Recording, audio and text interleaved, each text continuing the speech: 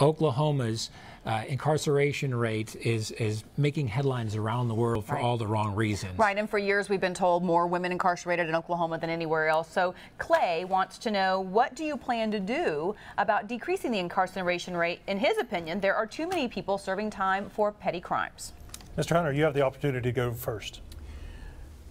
So I'm going to be proposing, and I've already had the discussion with a House member and a Senate member, a bill is going to be introduced which will establish a Criminal Justice Coordinating Council.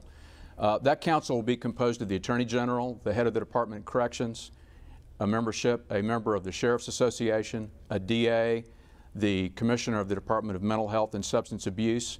We're going to have everybody around the table that's a part of the criminal justice system. And this finger pointing that's going on between the different elements of criminal justice is going to stop.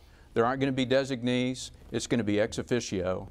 And the goal is going to be, finally, to get a handle on how we deal with criminals. We can't put everybody in prison.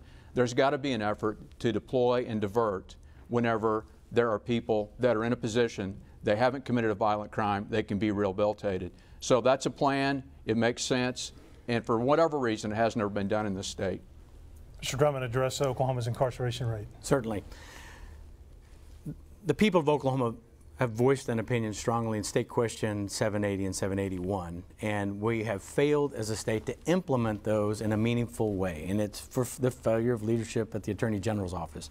That task force must be formed, the legislature must be given direction, and what we need to do is first, we maintain public safety. Second, we designate those who have committed crimes that have now been deemed misdemeanors and get them the training and rehabilitation that they need to become meaningful members of society and to continue this work toward enhancing our economy and, frankly, improving the reputation of Oklahoma.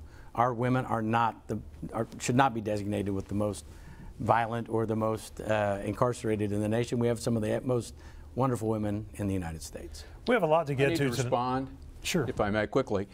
So 780 and 781 were presented to the voters as bookends. We were going to deal with nonviolent crimes in a different way. We weren't going to incarcerate so many people. And then there was going to be funding from this peace dividend, if you will, that would allow us to put money in programs. 781 has not provided that peace dividend.